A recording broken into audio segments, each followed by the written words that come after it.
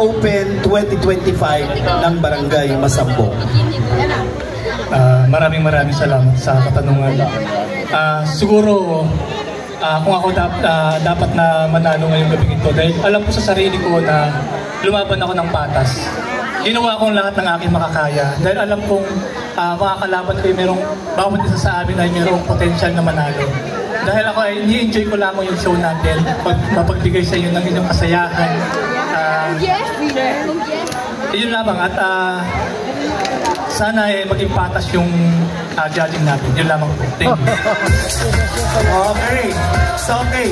Alam mo si candidate number 8, para siyang si Aljur Abrenica, no?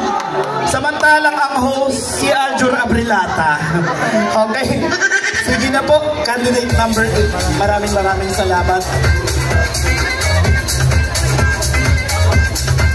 Kung ako ang tatanungin, bakit ako ang dapat tanghalin bilang isang Bikini Open 2025?